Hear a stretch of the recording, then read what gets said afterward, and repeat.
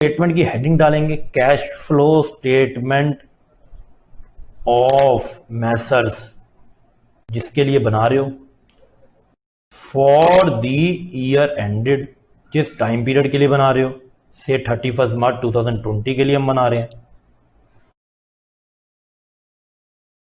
बहुत ही ज्यादा सिंपल इसका फॉर्मेट है, कोई दिक्कत ही नहीं है, टॉपिक भी बहुत सिंपल है। Particulars, details and amount, simple. सबसे पहले कौन सी एक्टिविटी आएगी? सबसे पहले आएगी cash flows from operating activities.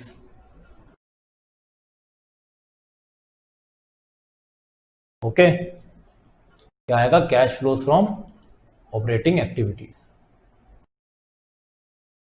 तो इसमें आप सबसे पहले मैं आपको इनडायरेक्ट मेथड के थ्रू ही बता रहा हूं। Normally direct and indirect method खाली वेरी करता है इन ऑपरेटिंग एक्टिविटी, बाकी इन्वेस्टिंग एंड फाइनेंसिंग में सब सेम ही रहेगा। तो हम सबसे पहले कैश फ्लो स्टेटमेंट को जब इनडायरेक्ट मेथड से बनाएंगे तो हम इसको कैसे स्टार्ट करेंगे? जैसे मैंने आपको पहले ही बताया था, इधर हमारे पास बेस होना चाहिए नेट प्रॉफिट का फ्रॉम स्टेटमेंट ऑफ P&L, तो हम उसी को यहां से उठाएंगे और वो आपको क्वेश्चन में गिवन होगा। Net profit before tax and extra ordinary items. अब ये एक्स्ट्रा ऑर्डिनरी आइटम्स क्या होती हैं, हम इनको कैसे एडजस्ट करते हैं, थोड़ा हम इनको बाद में समझेंगे। इसके लिए जनरली हम अलग से वर्किंग नोट बना देते हैं और इसमें क्या क्या चीजें आती हैं। इसमें कुछ ट्रांसफर अगर अमाउंट रिजर्व में हो उसको हम लेते हैं, कुछ डिविडेंड वगैरह लेते हैं, ऐसी एक्स्ट्रा ऑर्डिनरी आइटम्स लेते हैं इन केस कुछ हो। फॉर एग्जांपल अर्थक्वेक आ गया, तो अर्थक्वेक से जो भी आपको लॉस हुआ वो आपने P&L में डेबिट कर दिया होगा, तो ऑब्वियस सी बात है उससे आपका प्रॉफिट कम हो गया, तो हम उसको वापस से ऐड बैक करते हैं जिससे कि हम उसके प्रॉफिट के इफेक्ट को जो हमारे ऑपरेटिंग से रिलेटेड नहीं था हम उसको नलीफाई कर पाए। और इन केस हमको अगर उससे कुछ कंपनसेशन मिलता है तो हम वो ऑपरेटिंग के एंड में जाके ऐड भी कर देते हैं, बिकॉज ना तो वो रिलेटेड है फाइनेंसिंग से ना वो इन्वेस्टिंग से है। ऑल्दो वो है ऑपरेटिंग से भी नहीं डायरेक्टली, पर उसको किसी में तो ऐड करना है ना, इसलिए हम उसको ऑपरेटिंग के बिल्कुल एंड में जाकर ऐड कर देते हैं कि हमको इतना इनफ्लो भी हुआ है। फाइन, तो हम इसके बाद एडजस्टमेंट देखते हैं आपको क्या क्या करनी होती है। उसके लिए मैं यहां पे लिख रहा हूं ऐड एडजस्टमेंट्स। आप ओवर द पीरियड क्वेश्चंस करते करते सब चीजें बहुत अच्छे से समझ जाएंगे। अभी जस्ट मैं आपके माइंड में बेसिक नॉलेज डालना चाहता हूं, how this statement have to be prepared. क्या क्या एडजस्टमेंट हो सकती है? कुछ एडजस्टमेंट होती है नॉन कैश, मतलब उनमें आपका कैश तो गया नहीं पर आपका प्रॉफिट कम हो गया, जैसे कि डेप्रिसिएशन, अमोर्टाइजेशन। तो हमारा जब कैश ही नहीं गया और प्रॉफिट की फिगर कम है और हम उससे ही कहीं ना कहीं अपने क्वेश्चन को स्टार्ट कर रहे हैं, तो ये जब फिगर कम है तो पहले तो मेरे को इस फिगर को ठीक करना पड़ेगा, तो it is just like rectification. तो मैं ऐड करूंगा, इसको बेसिकली ऐड बैक बोलते हैं, क्योंकि ये माइनस हो चुका है तो इसको वापस से ऐड करना पड़ेगा। अगर आप लोगों ने टैक्सेशन के अंदर एक चैप्टर जिसका नेम है PGBP, profit and gains from business and profession, पढ़ा होगा तो आप थोड़ा सा उससे रिलेट कर सकते हो कि वहां पर भी जो चीजें P&L में डेबिट हुई है दैट मीन उन सबकी आपको डिडक्शन मिली हुई है, पर as per income tax act सब चीजों की डिडक्शन तो उसमें अलाउड नहीं होती। तो हमारा प्रॉफिट उन डिडक्शंस की वजह से जो डेबिट हुआ है बहुत कम हो चुका प्रॉफिट, तो हम उसको क्या करते हैं वापस से ऐड बैक करते हैं। तो similar concept life here also, जिन चीजों को आपको कैश में पैसे नहीं गए हम उसको वापस से क्या करेंगे ऐड बैक करेंगे, या फिर जो हमारी एक्टिविटी से रिलेटेड ही नहीं है और वो हमारे P&L में डेबिट हुआ हम उसको भी वापस क्या करेंगे ऐड बैक करेंगे। और क्या हो सकता है डेप्रिसिएशन के बाद? Amortisation. Only difference between depreciation and amortisation is depreciation is levied on fixed asset and amortization applies on intangible assets like goodwill, patent, trademark etc. उसके बाद interest on bank overdraft etcetera. Bank overdraft, cash credit वगैरह पे जो आपने interest का expense P&L में debit किया पर ये आपकी इस एक्टिविटी से रिलेटेड ही नहीं है। Why? Because it is related to your financing activity, तो वापस इसमें एड बैक करेंगे और फाइनेंसिंग में जाके हम इसको माइनस कर देंगे। और भी कोई इंटरेस्ट वगैरह ऑन बोरिंग्स, आपने कुछ बोरो वगैरह कर रखा जैसे कि डिवेंचर्स पे इंटरेस्ट, बैंक लोन्स पे इंटरेस्ट, तो उसका आपका P&L में अगर डेबिट हुआ हम उसको वापस से क्या करेंगे ऐड करेंगे। और कुछ इन्वेस्टिंग से रिलेटेड सोचते हैं, loss on sale of fix asset, आपको कोई लॉस हो गया फिक्स एसेट को बेचने पे, तो वो लॉस आप जरूर P&L में डेबिट किया होगा, तो आपने यहाँ पर प्रॉफिट की फिगर को कम लिया है जबकि एक्चुअल में वो आपके बिजनेस से रिलेटेड नहीं था, तो हम उसको यहाँ पर क्या करेंगे हटा लेंगे। फाइन, ऐसे बड़ी सारी चीजें जो आपको अभी लेस भी करनी होती हैं जिन्होंने आपके प्रॉफिट को बढ़ा रखा होगा। सर वो क्या होती है, थोड़े से एग्जांपल दे दो। बिल्कुल बताता हूं मैं आपको, जैसे कि इंटरेस्ट की इनकम। अब इंटरेस्ट जो आपको मिला है मोरलेस या आपकी इन्वेस्टिंग एक्टिविटी की वजह से मिला होगा, आपने कुछ इन्वेस्ट किया उस पर आपको इंटरेस्ट मिला, तो आपके P&L के प्रॉफिट को क्यों बढ़ाएगा? गलत किया हुआ है, तो इसको भी वापस से हम क्या करेंगे लेस कर देंगे। डिविडेंड इनकम, देखो ये गलत किया हुआ है as per cash flow statement वैसे गलत नहीं है, P&L तो बिल्कुल वैसे ही बनेगा जैसे आपने बनाया होगा। डिविडेंड की इनकम भी आपकी ऑपरेटिंग से रिलेटेड नहीं है, इसको भी हम लेस कर देंगे। कुछ आपको रेंट मिला तो रेंटल इनकम, ये भी नहीं है आपकी, ये आपके ऑपरेटिंग से रिलेटेड, इसको भी मैं हटा दूंगा, क्योंकि इन सब एक्टिविटीज ने आपके इस प्रॉफिट को ना बढ़ा रखा है, इस वाले प्रॉफिट की फिगर को। और जब मैं इसी से स्टार्ट कर रहा हूं तो मेरे को इसको लेस करना पड़ेगा। आई होप आप इसको बड़े कंसंट्रेशन से सुन रहे होगे या देख रहे हो, तो आप इसको बहुत अच्छे से देखो, बिकॉज ये बहुत इंपॉर्टेंट है, यही एक बेस है कैश फ्लो स्टेटमेंट का। नेक्स्ट, अगर आपको गेन हो गया on sale of fixed asset, अगर आपको गेन हो गया तो ये भी जो गेन है आपका इन्वेस्टिंग एक्टिविटी का, तो इसको भी मैं यहां पर वापस से हटा दूंगा। ओके, तो इन सब चीजों को करने के बाद जहां पर मैं पहुंचता हूं उस स्टेप का नाम होता है operating profits before working capital changes. Operating profit before working capital changes पे हम इसके बाद आ जाते हैं। Fine, okay. इसके बाद देखते हैं हमको क्या करना है। जैसे कि स्टेप का नाम है operating profit before working capital changes, तो वर्किंग कैपिटल चेंजेस से पहले का तो काम हो गया, इसका मतलब जो काम बचा है वो किसका बचा है, वो बचा है वर्किंग कैपिटल का। और वर्किंग कैपिटल बोले तो current asset and current liability, CA minus CL हम वर्किंग कैपिटल को बोलते हैं। तो अब हमको बस सीए और सीएल वाला काम करना है, वो कैसे करना है उसको भी देख लेते हैं। हम इसके बाद ऐड करेंगे किसको, decrease in current asset and increase in current liability, हम इनको करेंगे ऐड। अगर आपके करंट एसेट कम हो रहे हैं तो दैट मींस आपको कहीं ना कहीं कैश इनफ्लो हो रहा है। जैसे कि फॉर एग्जांपल, अगर पहले आपके बैलेंस शीट में डेटर्स का अमाउंट था 10 लाख और अब है 8 लाख, इसका मतलब क्या हुआ, इसका मतलब 2 लाख रुपए आपने रिसीव कर लिए अपने डेटर से, that is your cash inflow. और अगर मैं करंट लाइबिलिटी की बात करूं, मान लो कोई शॉर्ट टर्म लोन पहले 10 लाख रुपए का था, अब वो 15 लाख का हो गया, दैट मीन्स आपने 5 लाख रुपए का और लोन ले लिया, तो जब आपने करंट लाइबिलिटी बढ़ गई 5 लाख का लोन ले लिया, दैट मीन्स आपका कैश इनफ्लो हो गया। सिमिलरली इसमें जो भी करंट एसेट करंट लाइबिलिटी इस फॉर्म में आएंगे हम उसको यहां पर सबको रिकॉर्ड करेंगे। और दूसरा, लेस किसको करेंगे, लेस करेंगे increase in CA and decrease in CL. ये क्यों होता है सर, ये भी समझा दो। बिल्कुल, मान लो अब आपने स्टॉक परचेज कर लिया, पहले स्टॉक था 4 लाख का, अब हो गया 6 लाख का, दैट मीन आपने 2 लाख रुपए और खर्च किए, तो वो 2 लाख रुपए आपका कैश आउटफ्लो है, इसलिए हम उसको यहां पर लेस करेंगे। सिमिलरली, अगर मान लो आपकी जो क्रेडिटर्स का अमाउंट था वो पहले 6 लाख था और अब वो 3 लाख रह गया, दैट मीन आपने 3 लाख रुपए पे कर दिया, तो वो डिक्रीज हो गया कैश फ्लो, तो that will be again deducted. तो ये सब करने के बाद जितने भी आपको क्वेश्चन के अंदर डाटा गिवन होगा वो सब कुछ कर लेने के बाद आप पहुंच जाओगे कैश जनरेटेड फ्रॉम ऑपरेशन पे। अब आपका कैश जो भी ऑपरेशन से जनरेट हुआ है वो आप यहां पर उसको रिकॉर्ड कर लेते हो, यहां पर आपके पास आ जाएगा कैश जनरेटेड फ्रॉम ऑपरेशन। इसके बाद सर क्या करना है, इसके बाद आपको कुछ ज्यादा नहीं करना, इसमें से आपको लेस करना है इनकम टैक्स पेड। जो भी आपका इनकम टैक्स बनता होगा करंट ईयर का, जो आपने पे करा होगा, प्रोविजन नहीं, जो हम मेड करते हैं वो तो जनरली हम P&L में लेके जाते हैं, उसको तो हम स्टार्टिंग में एड बैक करेंगे। जो आपने इनकम टैक्स पेड एक्चुअल में किया है, इसको मैं यहां से लेस कर दूंगा। और उसके बाद हमारे पास आ जाएगा cash flow before extra ordinary items. तो एक्स्ट्रा ऑर्डिनरी आइटम्स पे हमारा कैश फ्लो आ जाएगा।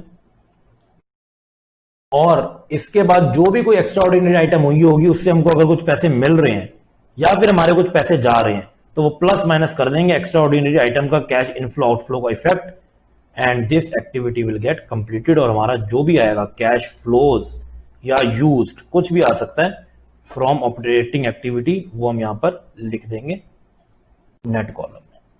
तो this is very important activity, जो बेस है बेसिकली पूरी कैश फ्लो स्टेटमेंट की। मोस्टली देखा गया अगर किसी स्टूडेंट की मिस्टेक होती है तो वो ऑपरेटिंग में ही होती है, इन्वेस्टिंग एंड फाइनेंसिंग मोर और लेस उसका ठीक ही होता है। तो सबसे ज्यादा आपको जो कंसंट्रेशन भी रखनी है वो इसी एक्टिविटी में रखनी है। मैं ये नहीं कह रहा कि फाइनेंसिंग और इन्वेस्टिंग को भूल जाओ, नो, कभी भी आपकी कैश फ्लो स्टेटमेंट मैच नहीं करेगी अगर कोई भी एक्टिविटी में प्रॉब्लम हो। इवन आपने कैश एंड कैश इक्विवेलेंट में भी कुछ मिस्टेक कर दी तो भी नहीं करेगी, बट स्टिल जो सबसे ज्यादा एडजस्टमेंट्स होती हैं वो सब ऑपरेटिंग में होती है और सबसे ज्यादा डाटा भी इसी से रिलेटेड होता है। फाइन, ओके, इसको आप नोट कर लो फटाफट से, note it down.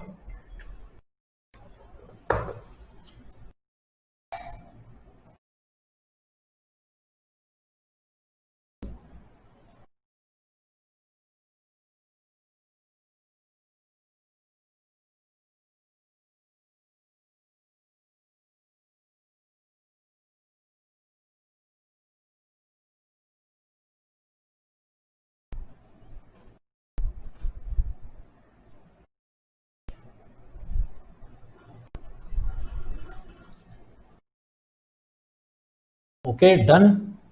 Next activity की तरफ चलते हैं, that is cash flows from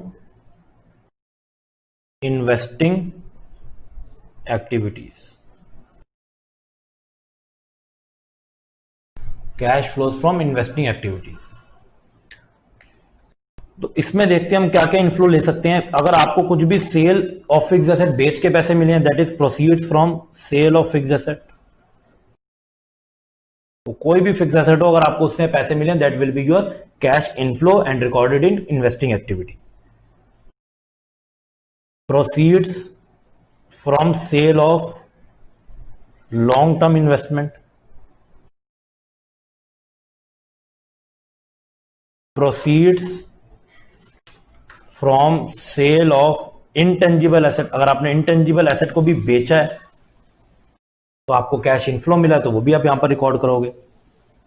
interest and dividend received, लेकिन वो नॉन फाइनेंशियल कंपनी हो। अगर फाइनेंशियल कंपनी है तो उसके लिए तो वो ऑपरेटिंग हो जाएगा।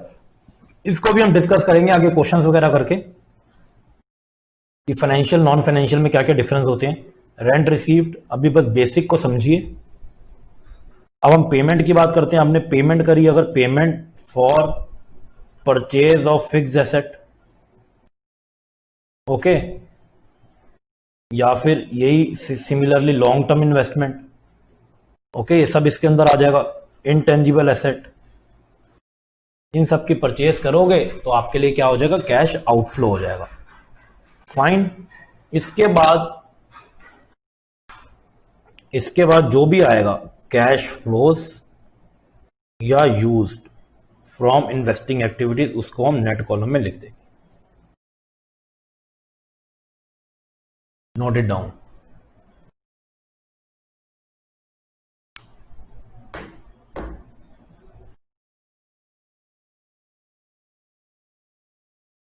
Fine.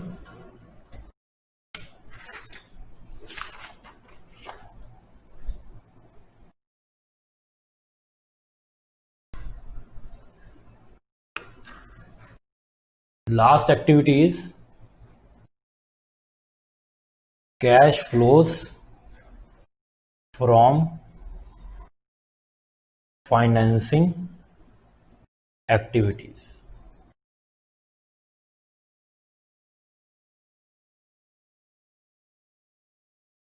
Cash flows from financing activities, तो इसमें हमको कहां कहां से पैसे मिल सकते हैं। प्रोसीड्स फ्रॉम शेयर्स और डिबेंचर्स, शेयर और डिबेंचर्स की परचेज से, सॉरी, प्रोसीड से इशू करके आपको पैसे मिल सकते हैं, इनफ्लो हो सकता है। प्रोसीड्स फ्रॉम बैंक लोन, या कोई लॉन्ग टर्म बोरिंग्स हो, लॉन्ग टर्म बोरिंग्स, उससे आपने पैसे, आपने लोन वगैरह ले लिए तो आपको कैश इनफ्लो हो गया। और पेमेंट ऑफ इंटरेस्ट या डिविडेंड, ये आपके लिए कैश आउटफ्लो हो जाएगा under financing activity. Repayment of loans etcetera, ये आपके लिए स्टिल अगेन कैश आउटफ्लो हो जाएगा। Redemption of debenture etcetera, redemption of debenture preference shares etcetera, ये भी आपका कैश आउटफ्लो हो जाएगा। तो बहुत सारी नेचर है इसके अंदर, आप बहुत लिस्ट बन सकती है, डिपेंड करेगा क्वेश्चन कैसा है। तो इधर फिर हम दोबारा से कैलकुलेट कर लेंगे, कैश फ्लोज या फिर used from financing activities. This is just an illustrative list. Actual में क्या क्या चीजें होती है हम उसको क्वेश्चन की डेप्थ में बहुत अच्छे से पढ़ेंगे। इसके बाद आपको क्या करना है, जो आपके पास तीनों एक्टिविटीज का कैश फ्लो आया आपको उसको ऐड करना है। तो हम उसको क्या लिखेंगे, net increase in cash and cash equivalent, तीनों का एडिशन, ऑपरेटिंग का, इन्वेस्टिंग का एंड फाइनेंसिंग का। ओके, उन सबको हम यहां पर टोटल करके लिख देंगे। उसके बाद आपको क्या करना है, आपको ऐड करने हैं opening cash and cash equivalents. जो भी आपके क्वेश्चन के अंदर opening cash and cash equivalents होंगे, cash balance, bank balance, marketable securities, current investment sector, जो भी cash and cash equivalent nature के होंगे उन सबको हम यहां पर ऐड करेंगे। And this must be now equal to your closing cash and cash equivalent, जिसको आप देख के वेरीफाई अपने सोल्यूशन को कर सकते हैं। ये इसके क्या होना चाहिए, इक्वल होना चाहिए। फाइन, तो ये एक बेसिक था। अभी हमने अकाउंट भी बेसिकली नहीं स्टार्ट करे, तो ये पूरा का पूरा बेसिक टॉपिक है, जिसके बाद आप देख सकते हो कि कैसे कैसे हम अपनी कैश फ्लो स्टेटमेंट को प्रिपेयर कर सकते हैं और उनके अंदर क्या क्या इफेक्ट्स हैं जो हम यहां पर आपके साथ इसको डिस्कस मैंने किया कि हम इसको देख सकते हैं। अब हम आगे चलते हैं कुछ अकाउंट्स की तरफ, जो इस चैप्टर के लिए बहुत ज्यादा इंपॉर्टेंट है। मोर और लेस हर क्वेश्चन में वो अकाउंट कहीं ना कहीं आपको दिख जाएंगे कि आपको करना होगा, या फिर आपको किस तरीके का क्वेश्चन आता है हम उस पर डिस्कशन पहले कर लेते हैं। स्टूडेंट्स, अब हम बात करते हैं सबसे पहले कि इस चैप्टर के अंदर हमारे पास किस टाइप के क्वेश्चन आ सकते हैं, उसके लिए हमको क्या क्या डाटा गिवन होगा और हमको उस डाटा को किस तरीके से यूज करना है। तो इसको साथ साथ लिखना स्टार्ट करो। Data given for preparing CFS. आपको क्या क्या डाटा गिवन हो सकता है जिसके थ्रू आपको सीएफएस बनानी पड़ेगी। एक कैटेगरी हो सकती है सबसे इंपॉर्टेंट, सबसे पॉपुलर कैटेगरी, जिसमें आपके पास बैलेंस शीट्स होती हैं of 2 years and some additional info. आपके पास 2 साल की बैलेंस शीट गिवन होंगी और कुछ एडिशनल इंफॉर्मेशन होंगी जिसकी हेल्प से आपको कुछ accounts and then cash flow statement prepare करनी होती है। Second category, in which you have statement of P and L plus balance sheet and some other info as well. तो ये तो बहुत ही इजी कैटेगरी है, बिकॉज इसमें जो आपके पास statement of P and L होगी उसमें सब चीजें रिफ्लेक्ट ऑलरेडी हो रही होती हैं कि जो आपके पास प्रॉफिट आया है उसमें से क्या क्या चीजें माइनस हुई हैं, क्या क्या चीजें उस प्रॉफिट में ऐड हुई हैं, इंक्लूड हुई हैं, और आपको कैसे उसको एडजस्ट करना है। इन केस कुछ चीजें उसमें ऐसी ऐड हुई हैं जो ऑपरेटिंग से रिलेटेड नहीं है, हम उसको हटा देंगे, और कोई चीजें अगर मिस हो गई हैं जो ऑपरेटिंग से रिलेटेड है हम उसको उसमें जोड़ेंगे। और कुछ अदर इंफॉर्मेशन भी होती है जिसकी आप हेल्प ले सकते हैं, बैलेंस शीट भी आपको साथ में गिवन होती है, और कई चीजें इसमें ऑटोमेटिकली रिकंसाइल हो रही होती हैं जो आपको हेल्प करती हैं चेक करने में भी, वेरीफाई करने में भी कि आपका सोल्यूशन बिल्कुल करेक्ट है। एंड थर्ड, आपको कुछ रफ ड्राफ्ट वगैरह दिए होंगे, जो हम ये नहीं कह सकते कि कोई statement of P and L या फिर वो बैलेंस शीट है, वो कुछ रफ डाटा आपको दिया होगा, प्लस कुछ आपको सम अदर इंफॉर्मेशन भी होगी। तो इनके थ्रू भी आप अपनी सीएफएस को बना सकते हैं। डायरेक्ट मेथड वगैरह के जब आप क्वेश्चंस करेंगे और देखेंगे कि वो कैसे होता है, अभी तो मैंने आपको इनडायरेक्ट मेथड ही रफली समझाया, तो आपको पता चलेगा कि उसमें थर्ड कैटेगरी सबसे ज्यादा क्या हो रही है, यूज हो रही है। और अब हम बात करते हैं कि बेसिकली आपको कौन कौन से अकाउंट्स प्रिपेयर करने होते हैं, जो मोर और लेस आपको काफी क्वेश्चन में प्रिपेयर करने ही पड़ेंगे। बाकी तो सब मैं आपको अकाउंट सिखाऊंगा जब हम क्वेश्चंस पे आएंगे, साथ साथ उसको सीखते रहेंगे। लेकिन कुछ बहुत इंपॉर्टेंट अकाउंट्स हैं जो मोर और लेस हर क्वेश्चन में आते हैं, तो उसके लिए मैं आपको स्टार्टिंग से ही बता रहा हूं कि वो हम कैसे बनाते हैं और क्यों बनाते हैं। First is provision for tax account. इसकी जगह कुछ कुछ जगह आप इनकम टैक्स पेबल अकाउंट भी देखोगे, मोर और लेस बिल्कुल सेम कॉन्सेप्ट है, कुछ भी इसमें डिफरेंस है नहीं, दोनों लाइबिलिटी अकाउंट है। तो लाइबिलिटी अकाउंट है तो यू नो इसका पॉजिटिव बैलेंस या स्टार्टिंग बैलेंस कहां से स्टार्ट होता है, क्रेडिट साइड से। तो यहां पर हम इसके लिए लिखेंगे बाय बैलेंस ब्रॉट डाउन, और यहां पर हम लिखेंगे टू बैलेंस कैरिड डाउन। ये opening balance and this is a closing balance. फिर हमको क्या करना है, आप इस साल ड्यूरिंग द ईयर जितना भी प्रोविजन बनाओगे, मैं कह रहा हूं जितना भी आप प्रोविजन बनाओगे उसको हम यहां पर लिखेंगे, और उसकी एंट्री क्या होती है, उसकी एंट्री होती है statement of P and L two provision for tax. तो इधर भी हम वही लिखने वाले हैं, ये हमने प्रोविजन बनाया है तो मैंने यहां पर लिख दिया प्रोविजन मेड टू बैंक, जितना भी आप टैक्स इस साल पे करने वाले हो, या आप इस साल जो टैक्स आपने पे किया है।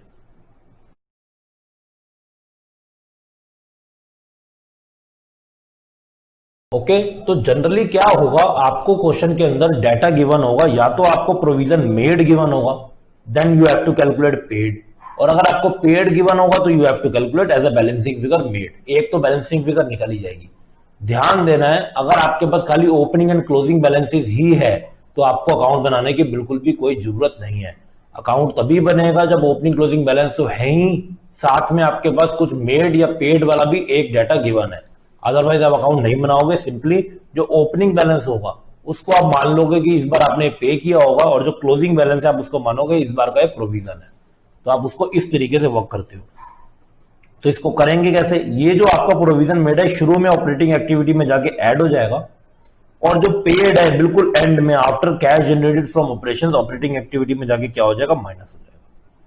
फाइन। ध्यान रखना अकाउंट तभी बनेगा जब ओपनिंग क्लोजिंग बैलेंसेस हो, नहीं तो नहीं बनाना। मैं इसको लिखवा भी देता हूं आपको,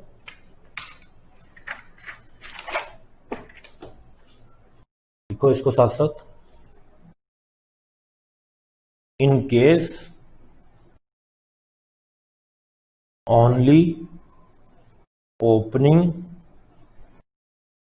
and closing balances of provision for tax is given. अगर खाली ओपनिंग एंड क्लोजिंग बैलेंस ही दिया हुआ है प्रोविजन फॉर टैक्स का, no need to prepare its account, कोई जरूरत ही नहीं है उसके अकाउंट को बनाने की। सिंपली टेक द एजम्पशन, सीधा एजम्पशन ले लो। क्या एजम्पशन ले लें? Simply take the assumption that opening balance is tax paid, जो ओपनिंग बैलेंस है वो आपने टैक्स पे किया हुआ है, and closing balance is tax made या प्रोविजन मेड।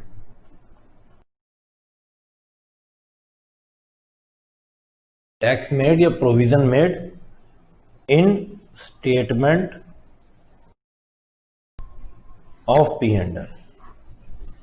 ओके, तो बिल्कुल क्लियर रखने आपको अपने कॉन्सेप्ट। सिंपल सी मैंने आपको बात बोली प्रोविजन फॉर टैक्स के बारे में। अगर आपके पास opening and closing balance given है और कोई डाटा गिवन नहीं है, पेड का या फिर मेड का जनरली एडिशनल इन्फॉर्मेशन में होता है, लेकिन अगर गिवन नहीं है तो आपको अकाउंट बनाने की बिल्कुल भी जरूरत नहीं है। जो ओपनिंग बैलेंस है आप उसको मान लोगे टैक्स पेड और उसको एंड में जाके माइनस कर दोगे, और जो क्लोजिंग बैलेंस दिया हुआ that is your tax made, इसको स्टार्टिंग में जाके ऐड कर दिया जाएगा। क्योंकि प्रोविजन से एक्चुअली आपका कैश आउटफ्लो होता नहीं है और इसने आपका प्रॉफिट को डाउन कर दिया होगा, तो मैं इससे अपने प्रॉफिट को जो डाउन हुआ उसको वापस से आप कर दूंगा, और जो एक्चुअली में पेड है उसको मैं एंड में जाके माइनस कर दूंगा। अब हम बात करते हैं कुछ इन्वेस्टिंग एक्टिविटी में अकाउंट बनाने से रिलेटेड, जिसमें सबसे पहले बात आती है एसेट अकाउंट की। तो एसेट अकाउंट हम बनाते हैं दो लेवल पे, दो बेसिस पे। वन इज ग्रॉस बेसिस जिसको हम बोलते हैं total basis, and another is net basis. तो ग्रॉस बेसिस और नेट बेसिस में क्या फर्क है? नेट बेसिस में जो ग्रॉस वैल्यू होती है एसेट की, उसमें से आज तक का सारा डेप्रिसिएशन माइनस हुआ होता है, जिसको हम बोलते हैं एक्यूमुलेटेड डेप्रिसिएशन। सर हम कौन कब ग्रॉस बेसिस यूज करेंगे, कब नेट बेसिस यूज करेंगे, सब बताऊंगा, वेट करो।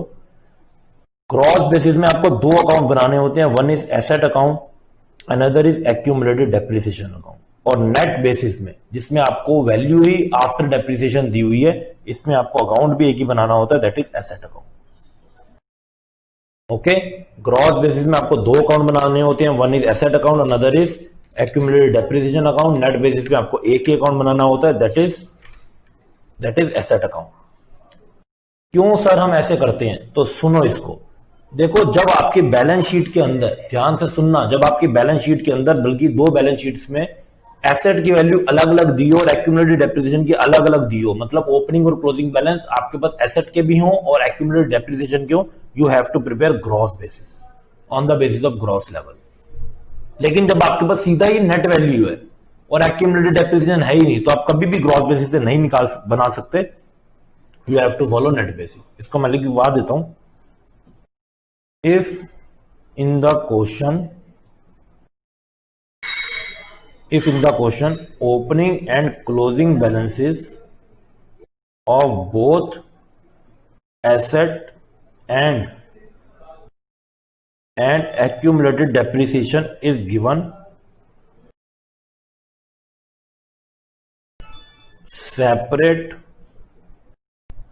accounts have to be prepared। तो हमको दोनों अकाउंट बनाने पड़ेंगे, एसेट अकाउंट भी एंड एक्यूमुलेटेड डेप्रिसिएशन अकाउंट भी। And if in the question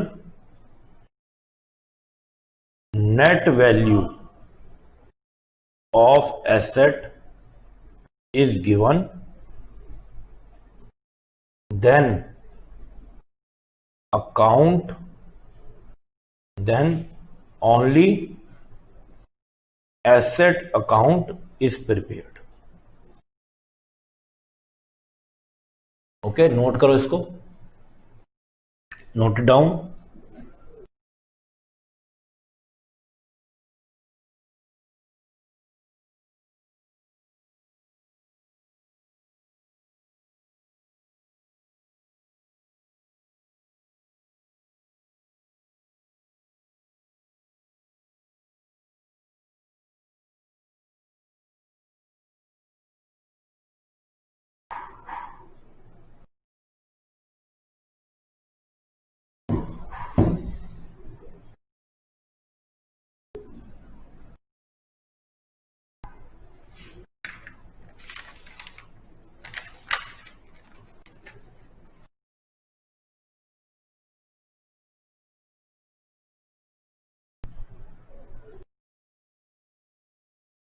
done. चलो इसके बाद हम चलते हैं अकाउंट बनाने की तरफ। सबसे पहले हम अकाउंट बनाएंगे नेट बेसिस पे, क्योंकि उसमें हमको एक ही अकाउंट बनाना होता है, that is asset account, net basis. अभी जस्ट हम रफली अकाउंट सारे के सारे सीख रहे हैं, एक्चुअल में तो हमको प्रैक्टिस तब होगी जब हम क्वेश्चंस की तरफ आएंगे। एसेट अकाउंट, कोई भी एसेट का अकाउंट हो, आपको पता है उसका पॉजिटिव बैलेंस कहां से स्टार्ट होता है, डेबिट साइड से। Opening balance is debit balance. Okay, तो सबसे पहले हम यहां पर लिखेंगे टू बैलेंस ब्रॉट डाउन,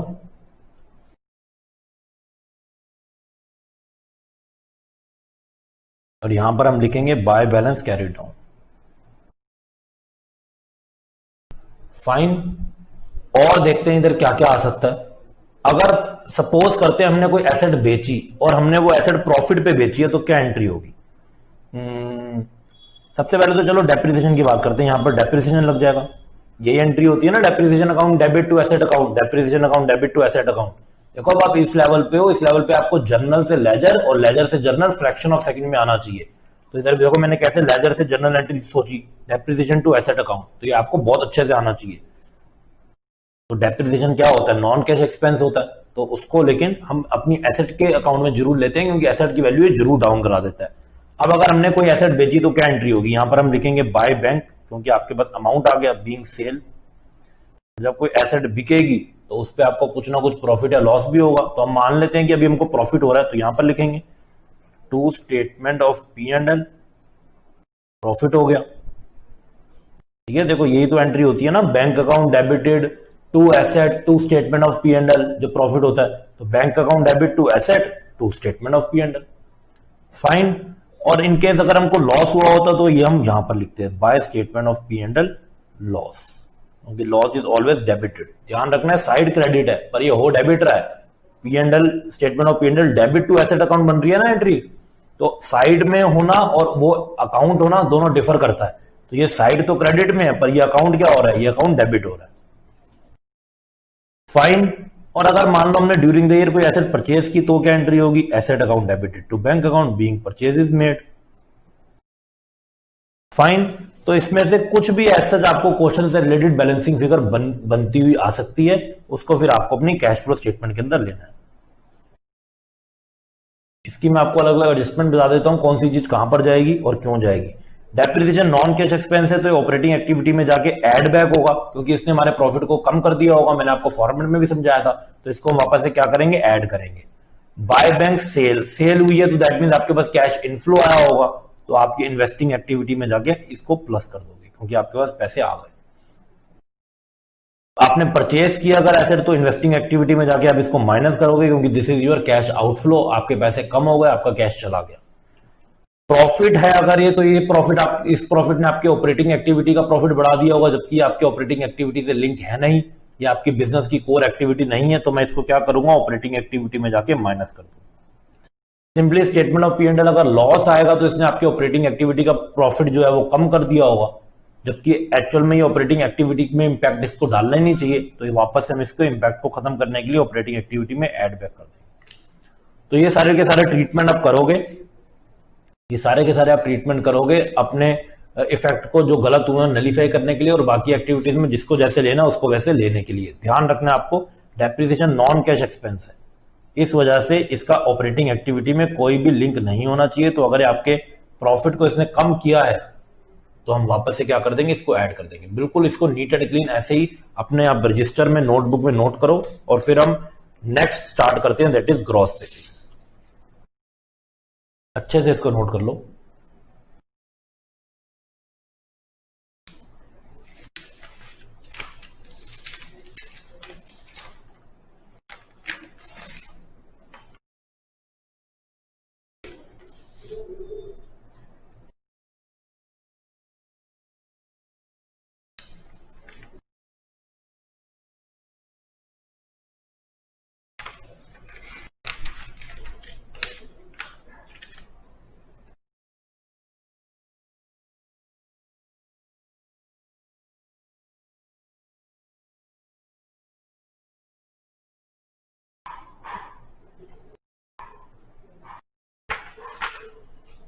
अब हम आते हैं नेक्स्ट कॉन्सेप्ट पे, ग्रॉस बेसिस पे।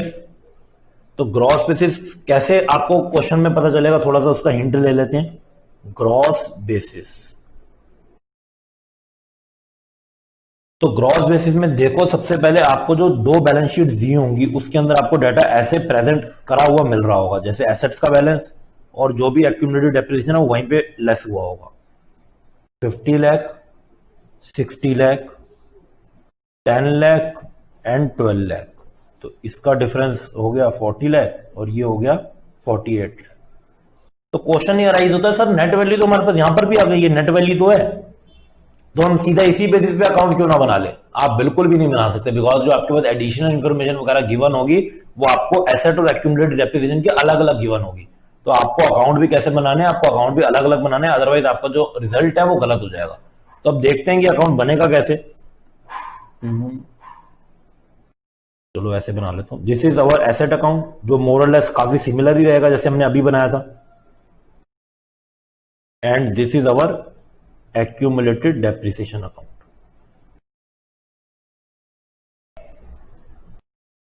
तो यू नो दैट एसेट, इसका तो डेबिट बैलेंस में ही ओपनिंग बैलेंस होगा, तो यहां पर सबसे पहले लिखते हैं to balance brought down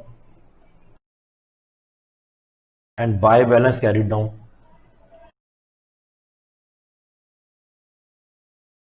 okay, लेकिन अगर हम एक्यूमुलेटेड डेप्रिसिएशन की बात करें तो ओवर द पीरियड इधर डेप्रिसिएशन एक्यूमुलेट होता चला जा रहा है, तो आपके लिए क्या है, लायबिलिटी है। तो इसका अकाउंट कहां से स्टार्ट होगा, क्रेडिट साइड से, by balance brought down and to balance carried down. Fine. और बाकी सब जो कॉमन चीजें पहले हम सब उनको लिख लेते हैं। बाय बैंक, अगर आपने कोई एसेट को सेल कर दिया। By statement of P and L, अगर आपको उस एसेट को बेचने में लॉस हो गया। To statement of P and L, अगर आपको उस एसेट को बेचने में प्रॉफिट हो गया। टू बैंक बीइंग परचेज, अगर आपने कोई एसेट को खरीद लिया। ओके, ये सब तो वही थे जो अभी हमने नेट बेसिस में भी पढ़ा। अब आते हैं अपने एक्यूमुलेटेड डेप्रिसिएशन अकाउंट की तरफ। जो एसेट आप बेचते हो, जब आप ग्रॉस बेसिस ऑप्ट करते हो, जो एसेट आप बेचते हो उस एसेट पे आज तक कितना डेप्रिसिएशन लगा है उसकी एंट्री क्या होती है, उसकी एंट्री होती है accumulated depreciation account debit to asset account. Accumulated depreciation account debited to that asset account.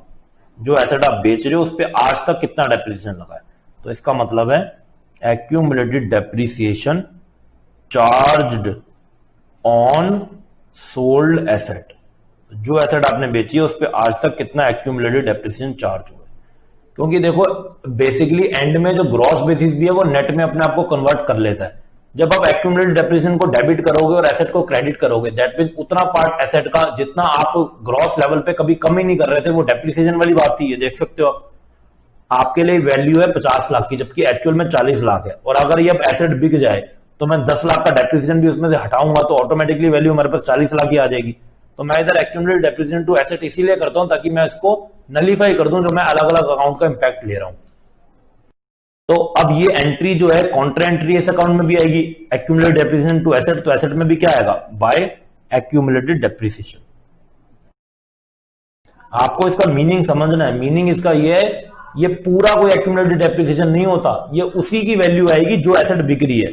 मान लो 50 लाख में से खाली 10 लाख की एसेट बिक रही है, सारी नहीं बिक रही, और 10 लाख पे कितना एक्यूमुलेटेड डेप्रिसिएशन है वो आपको क्वेश्चन में गिवन होगा। मान लो 1 लाख है तो खाली इधर 1 लाख ही आएगा, पूरा ये 10 लाख नहीं आ जाएगा एक्यूमुलेटेड डेप्रिसिएशन की वैल्यू। ओके, तो खाली आपको वही वाला डेप्रिसिएशन डालना है जो एक्चुअली में सोल्ड एसेट का डेप्रिसिएशन है, जो एसेट बिक रही है उस पे आज तक कितना डेप्रिसिएशन लगा, जो क्वेश्चन में क्लियर होगा। तो आप देखो ये दोनों की दोनों जो एंट्रीज हैं बेसिकली सेम ही है, इधर से इधर या इधर से इधर ट्रेवल करेगी बैलेंसिंग फिगर को ढूंढने के लिए। अब इस अकाउंट में और कुछ नहीं बचा, इधर अगर कुछ बचेगा तो आपके लिए क्या आ जाएगा, by depreciation as a balancing figure. Generally accumulated depreciation account में यही बैलेंसिंग फिगर आती है। ओके, और यहां पर हमने इसको वैसे ही कंप्लीट कर लिया। तो इतना सा अकाउंट है, आपको ध्यान से समझना है। एसेट अकाउंट में मोर और लेस कुछ चेंजेस है नहीं, बिकॉज वो ऐसे ही बना जैसे हमने पहले बनाया था। ओनली डिफरेंस इज कि इधर डेप्रिसिएशन की वैल्यू एसेट अकाउंट में ना आके इधर डेप्रिसिएशन की वैल्यू कहां आती है, एक्यूमुलेटेड डेप्रिसिएशन अकाउंट में। करना क्या है, वो सेम वही करना है, ऑपरेटिंग एक्टिविटी में जाके ये ऐड ही होगा। ओनली डिफरेंस पहले वो आपको एसेट अकाउंट से मिल जाता था, अब उसके लिए आपको एक्यूमुलेटेड डेप्रिसिएशन अकाउंट बनाना पड़ेगा। बाकी ओपनिंग, क्लोजिंग और इसकी कोई भी वैल्यू किसी भी स्टेटमेंट में किसी भी एक्टिविटी में रिफ्लेक्ट नहीं करेगी।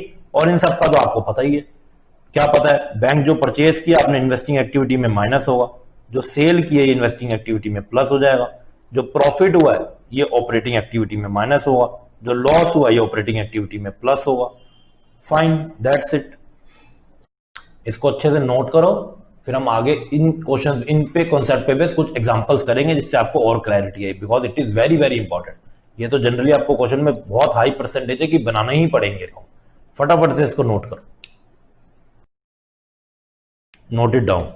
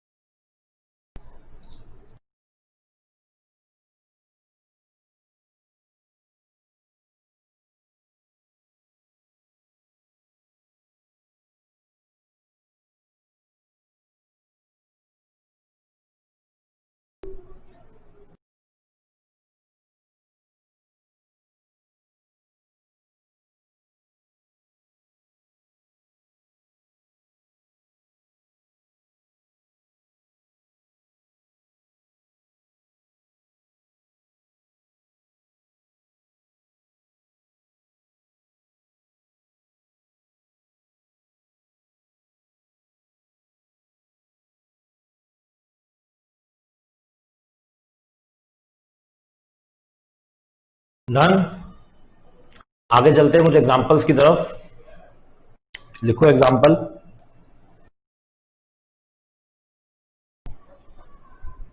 Opening balance and closing balance.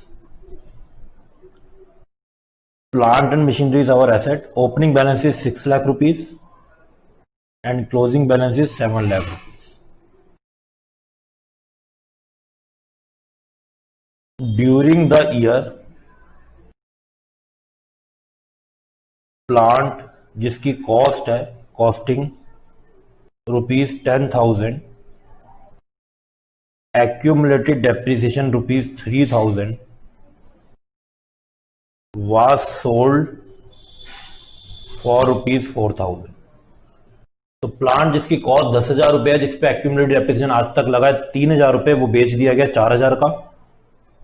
And second is depreciation charged during the year ₹20,000। Depreciation जो चार्ज हुआ है वो 20,000। तो सबसे पहले तो क्वेश्चन ये राइज होता है कि हमको इसमें कितने अकाउंट बनाने हैं, हमको इसमें कितने अकाउंट बनाने हैं। देखो क्या इसमें आपके पास एक्यूमुलेटेड डेप्रिसिएशन की ओपनिंग क्लोजिंग बैलेंस है, आंसर इज नो। तो आप दो अकाउंट तो बना ही नहीं सकते। इधर जो हम अप्रोच फॉलो करेंगे वो नेट बेसिस ही हमको फॉलो करनी पड़ेगी। तो सबसे पहले स्टार्ट करते हैं अब हम प्लांट एंड मशीनरी अकाउंट को प्रिपेयर करना।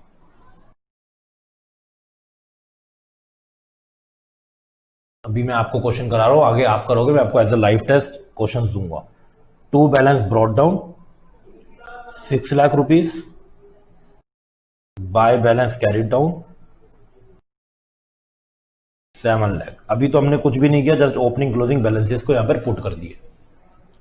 फाइन। अब वो कह रहे हैं ड्यूरिंग द ईयर प्लांट जिसकी कॉस्ट थी 10,000 रुपए, जिसपे डेप्रिसिएशन आज तक लग चुका था 3,000, मतलब 10,000 की कॉस्ट पे 3,000 का डेप्रिसिएशन लगा, तो वैल्यू रह गई 7,000 की, और वो 7,000 की एसेट बेच दी 4,000 रुपए की।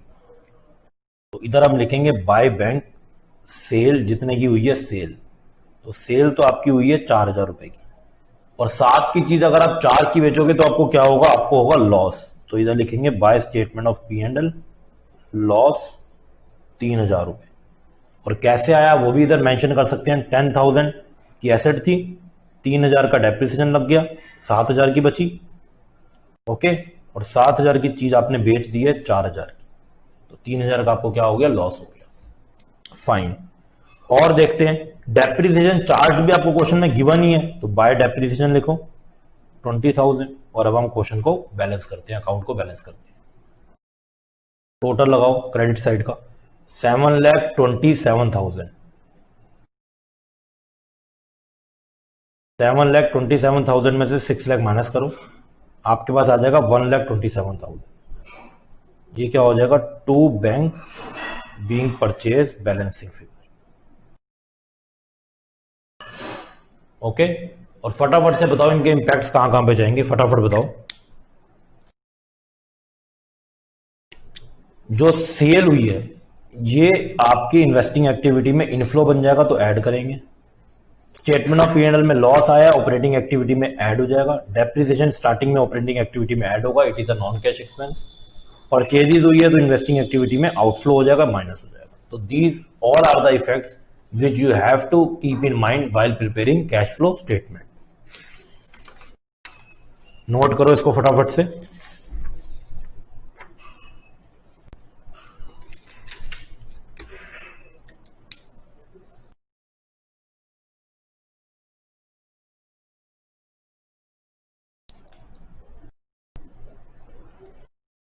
दिस वॉज द क्वेश्चन और ये सॉल्यूशन पार्ट है।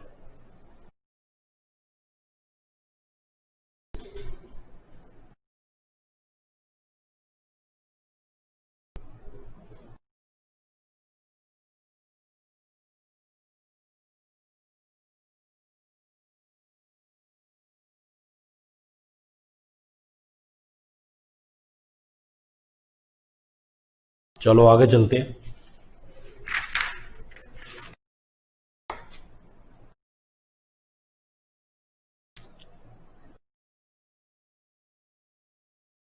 Example, opening balance and closing balance.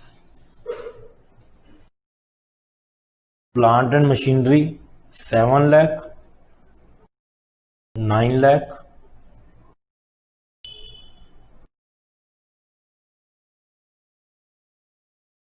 During the year plant costing ₹50,000, accumulated depreciation thereon ₹13,000, was sold for ₹40,000.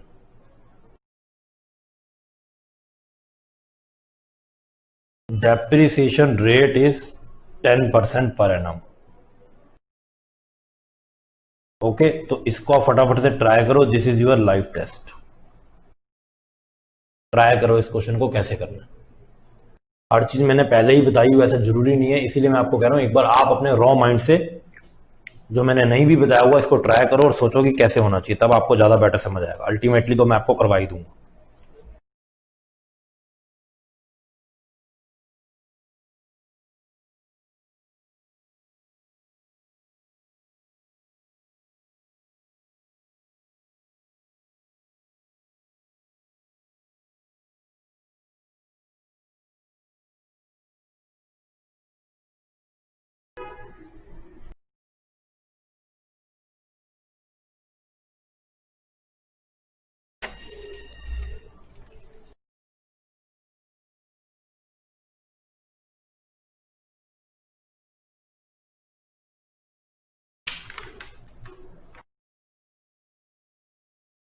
Account बनाओ, ओपनिंग बैलेंसेस डालो, जो सोल्ड हो रही है एसेट उसका सेल पर उसका प्रॉफिट लॉस निकालो, डेप्रिसिएशन को अप्लाई करो और इसको बैलेंस करो। देखो क्या आपके पास बैलेंसिंग फिगर आती है।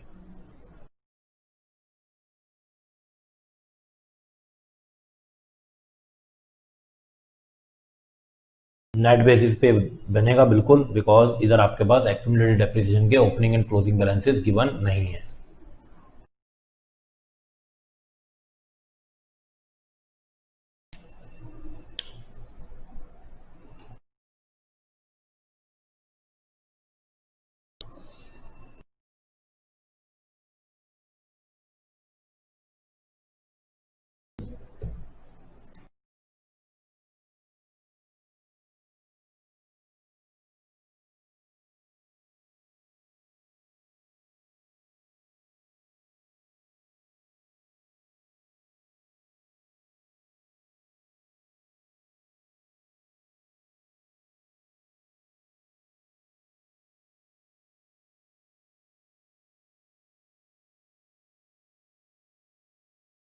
चलो स्टार्ट करते हैं इसको।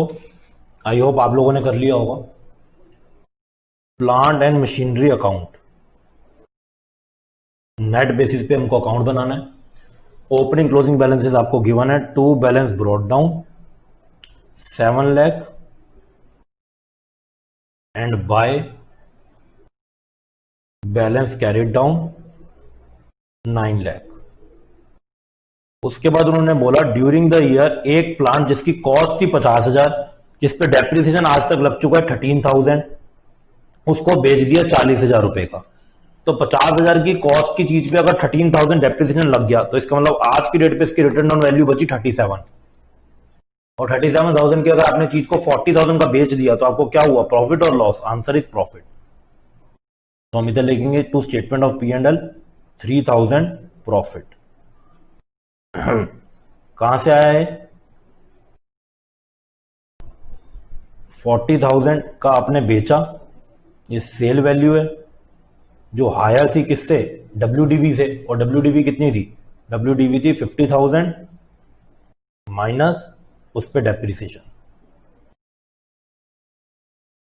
This was WDV।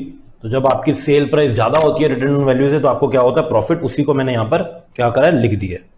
और देखते हैं क्वेश्चन में आपको क्या गिवन है। 40,000 की आपने बेची है तो यहां पर आ जाएगा by bank sale 40,000 rupees. Okay, ये भी हमने कर लिया। नाउ लास्ट पार्टी, तब हमको बस डेप्रिसिएशन लगाना है। इसी में मेरे को लगता है अगर आपकी मिस्टेक हुई होगी तो होनी चाहिए, अदरवाइज ये सब चीजें तो आपकी बिल्कुल ठीक ही होनी चाहिए जितनी चीजें हमने पढ़ ली हैं। अब देखो आपको उन्होंने सिंपल परसेंटेज दे दी कि 10% पर एनम पे लगाना है। तो अब बच्चे क्या कर रहे होंगे, कुछ ने तो मेरे ख्याल से शायद 7 लाख पे 10% लगा दियो, कुछ ने 9 लाख पे 10% लगा के 90,000 करके बैलेंस वगैरह कर दियो।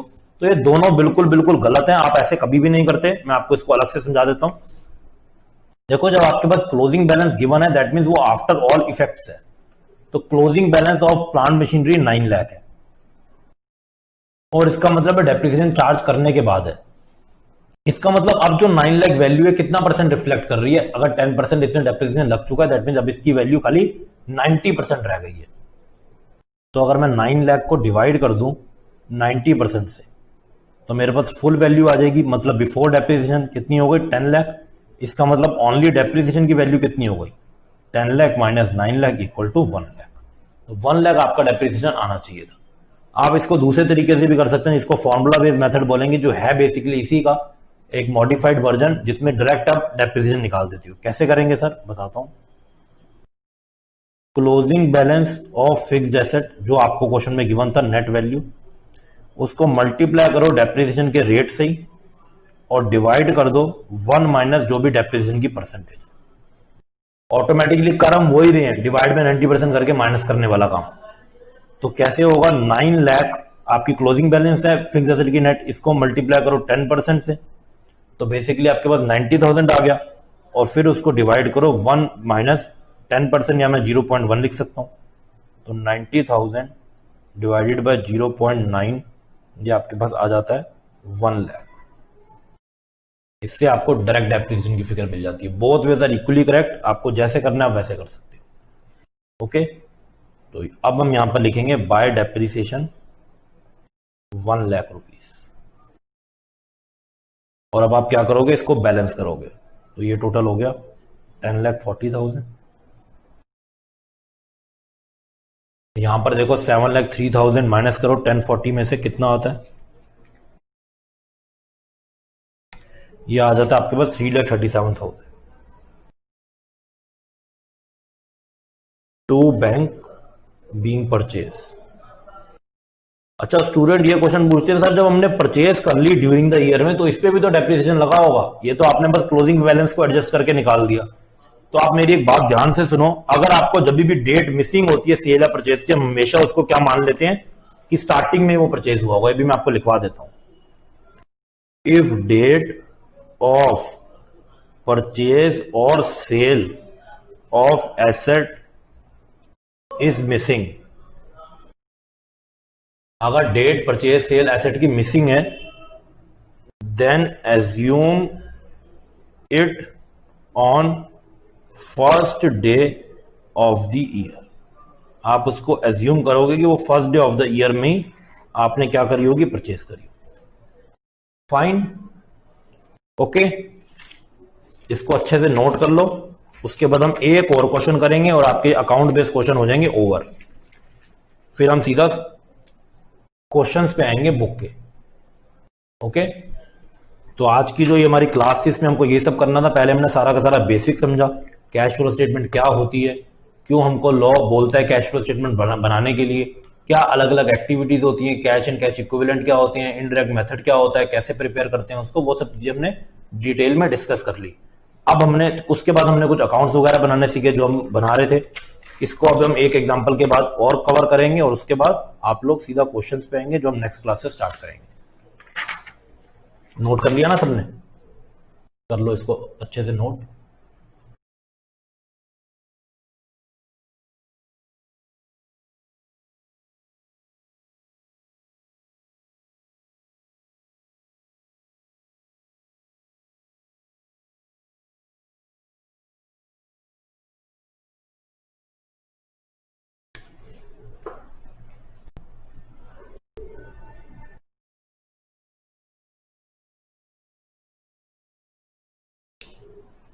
चलो एक एग्जांपल और करते हैं।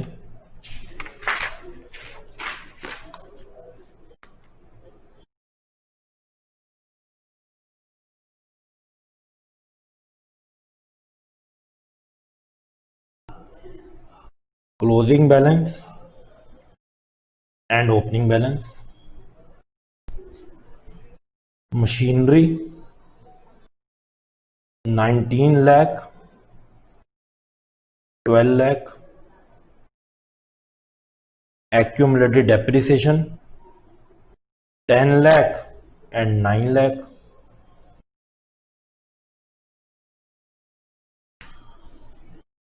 during the year one machinery जिसकी कॉस्ट है ₹1 लाख, एक्यूमुलेटेड डेप्रिसिएशन है जिसके ऊपर 30,000, वो बेच दी, वो सोल्ड कर दी फॉर ₹50,000। और आपको सारे इफेक्ट्स कैलकुलेट करने और देखना है कौन सी चीज कहां पर आएगी। Again this is your life test, फटाफट से इसको ट्राई करो और आई होप अब ये वाला क्वेश्चन आप बिल्कुल बिल्कुल करेक्ट करोगे। करो इसको ट्राई।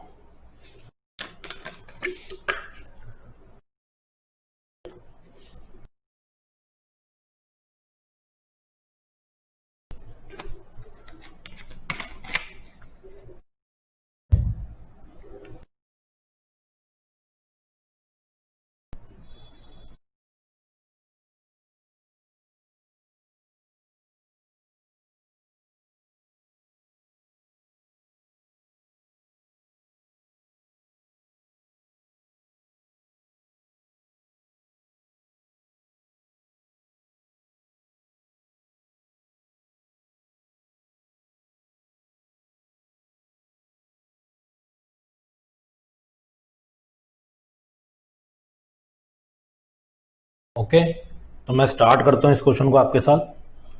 हम पहले बनाते हैं मशीनरी अकाउंट का format.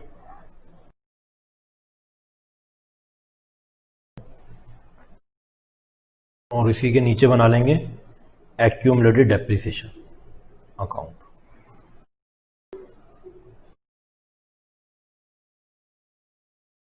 Fine.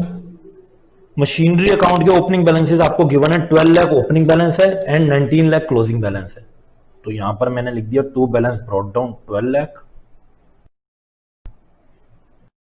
And by balance carried down 19 lakh.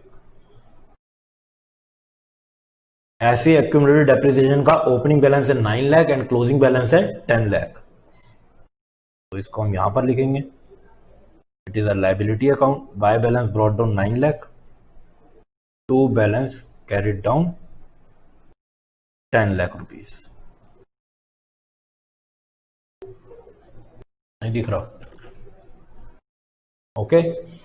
उसके बाद देखो वो क्या कह रहे हैं, वो बोल रहे हैं ड्यूरिंग द ईयर एक मशीन जिसकी कॉस्ट थी 1 लाख रुपए, जिसपे डेप्रिसिएशन आज तक लग गया था 30,000। 1 लाख की कॉस्ट थी, डेप्रिसिएशन लग चुका 30,000, मतलब वैल्यू रह गई WDV 70,000। 70 की चीज आपने कितने की बेच दी? 50 की।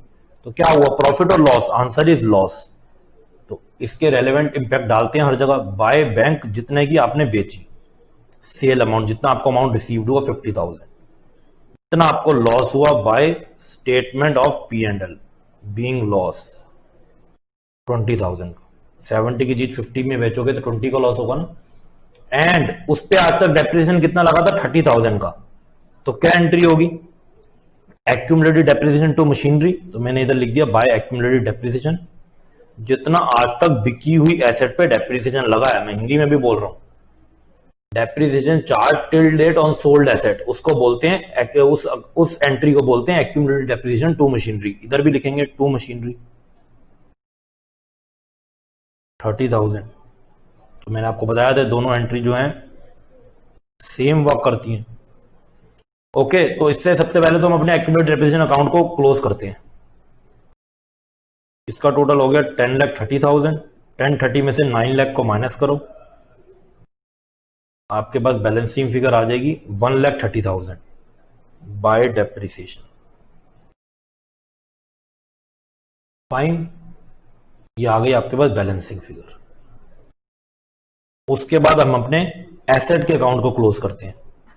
क्रेडिट साइड को का टोटल देखो 19 लाख एंड ये हो गया 70 1 लाख और, तो ये टोटल हो गया 20 लाख रुपीज। 20 लाख में से 12 लाख माइनस करो, कितना आएगा? 8 लाख।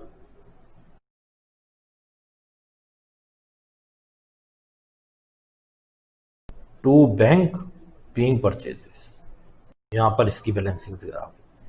तो हर चीज अब हमको मिल गई है जो हमको अपनी कैश फ्लो स्टेटमेंट के लिए रिक्वायर्ड है। सब कुछ लिखते हैं, कौन सी चीज कहां जाएगी। जो सेल हुआ इससे आपको कैश इनफ्लो हुआ, इन्वेस्टिंग एक्टिविटी में जाके ऐड करेंगे। लॉस को आप ऑपरेटिंग एक्टिविटी में ऐड करोगे, इसका हम कुछ भी नहीं करेंगे। परचेज हुई है, इसको आप इन्वेस्टिंग एक्टिविटी में जाके लेस कर दोगे। This is our cash outflow. Accumulated depreciation account में जाते हैं, खाली हमको डेप्रिसिएशन से मतलब है, कैश फ्लो स्टेटमेंट के लिए ऑपरेटिंग एक्टिविटी में ऐड बैक हो जाएगा। तो ये सब चीजें आपको करनी है while preparing your cash flow statement. अभी हम पूरा फुल फ्लेज क्वेश्चन तो नहीं कर रहे कैश फ्लो स्टेटमेंट का, इसलिए मैं आपको इफेक्ट बता रहा हूं। तो आज की क्लास में हमने सारा का सारा बेसिक पढ़ा, अपने फाउंडेशन को और स्ट्रॉन्ग किया, क्या कैश फ्लो स्टेटमेंट वगैरह हम कैसे प्रिपेयर करते हैं, कुछ अकाउंट्स भी बनाने सीख लिए। अब नेक्स्ट क्वेश्चन स्टार्ट करते हैं, that is question number 14। Question number 14, from the following balance sheet and information prepare cash flow statement of Rayan limited by indirect method. Question में गिवन है कि इनडायरेक्ट मेथड है, तो इसका मतलब यहां पर हमारे पास प्रॉफिट गिवन होगा और उसी के बाद हम एडजस्टमेंट्स करके इसको कर सकते हैं। For the year ending 31 March 2001, liabilities में equity share capital 10% redeemable preference share capital, capital redemption reserve, capital reserve, general reserve, P&L account. यहां पर हमारे पास प्रॉफिट आ गया P&L account. 9% debentures, trade payables, liability for expenses, provision for tax, dividend payable, इन सबकी हमने एडजस्टमेंट मोर और लेस करी हुई है। उसके बाद ये आपके पास एसेट साइड है नेक्स्ट पेज पे। Land and building, plant and machinery, investment, inventory, trade receivable, cash and bank, voluntary separation payment, ये एक एक्सपेंस है जिन्होंने आपको एसेट साइड में एज अ लॉस दिया हुआ है। एडिशनल इन्फॉर्मेशन पढ़ते हैं। A piece of land has been sold out for 150, एक लैंड आपने 1,50,000 की बेच दी जिसकी कॉस्ट थी 120 और जो बैलेंस लैंड थी वो रीवैल्यूड हो गई। दैट मीन्स ये टोटल लैंड की वो बात नहीं कर रहे, टोटल लैंड तो आप देख सकते हो अलग फिगर है, उसमें से खाली 120 लाख वाली 1,20,000 वाली कॉस्ट की 150 की बेच दी। दैट मीन्स इधर 30,000 का प्रॉफिट हो गया। और उन्होंने क्या कहा, बैलेंस लैंड को रिवैल्यू किया और कैपिटल रिजर्व में दोनों चीजें हैं, प्रॉफिट भी ऑन सेल है 30,000 वाला और जो प्रॉफिट ऑन रिवैल्यूएशन हुआ है वो भी है। Okay, on 1 April 2000 a plant was sold for 90,000, एक प्लांट बेच दिया 90,000 का जिसकी कॉस्ट थी 70 और डब्ल्यूडीवी 50 थी, तो 50 का प्लांट 90 का बेच दिया। दैट मीन्स प्रॉफिट हो गया 40,000 का। और debenture worth rupees 1 lakh was issued at par as a part consideration for plant of 4.5 lakh acquired. एक आपने 4.5 लाख का प्लांट एक्वायर करा, परचेज किया है, उसके लिए आपने 1 लाख के तो क्या कर दिए, डिबेंचर इशू कर दिए और रिमेनिंग अमाउंट आपने पे कर दिया। पार्ट ऑफ द इन्वेस्टमेंट 50,000 की आपने बेच दी 70,000 की इन्वेस्टमेंट। प्री एक्विजिशन डिविडेंड, आपको पता है हमने इन्वेस्टमेंट चैप्टर में भी करा था, प्री एक्विजिशन डिविडेंड को क्या करते हैं हम कॉस्ट में से रिड्यूस करते हैं उसकी ऑपोजिट साइड पे लिख के, तो वही वो कह रहे हैं उसको एडजस्ट करना है कॉस्ट ऑफ इन्वेस्टमेंट से। डायरेक्टर ने डिक्लेयर किया 15% dividend for the current year, तो हम इक्विटी शेयर कैपिटल पे 15% अप्लाई करके डिविडेंड का अमाउंट निकाल लेंगे। वॉलंटरी सेपरेशन कॉस्ट 50,000 की तो एडजस्ट हो गई जनरल रिजर्व से, तो आपका जो लॉस है वॉलंटरी सेपरेशन पेमेंट का 50,000 तो यहां से एडजस्ट हो गया, रिमेनिंग और जो भी होगा उसको हम पेमेंट कर देंगे उसकी, क्योंकि ये पेमेंट करने के लिए आपको लिखा हुआ है वॉलंटरी सेपरेशन पेमेंट है। वॉलंटरी सेपरेशन का मतलब होता है बेसिकली जो एम्प्लॉय अपने आप अपने वीआरएस लेना चाहते हैं, मतलब वॉलंटरी रिटायरमेंट स्कीम में जाना चाहते हैं, टाइम से पहले रिटायर हो जाते हैं, तो उनको कुछ अमाउंट कंपनी पे करती है ताकि अब उनको फुल एंड फाइनल सेटलमेंट हो गया, फ्यूचर में उनको कुछ भी अमाउंट नहीं मिलेगा। इनकम टैक्स लाइबिलिटी आपको दे दी 135 की है, तो ये प्रोविजन है, हम इससे पेड अमाउंट निकाल लेंगे। डेप्रिसिएशन कह रहे हैं 15% राइट ऑफ करो प्लांट अकाउंट से, लेकिन कोई डेप्रिसिएशन नहीं लगेगा लैंड एंड बिल्डिंग पे। ओके, तो हम क्वेश्चन की स्पेसिफिक इन्फॉर्मेशन को वेटेज देंगे। सबसे पहले स्टार्ट करते हैं इसमें अकाउंट प्रिपेयर करना, क्योंकि आई थिंक इसमें काफी सारे आपको अकाउंट बनाने पड़ेंगे।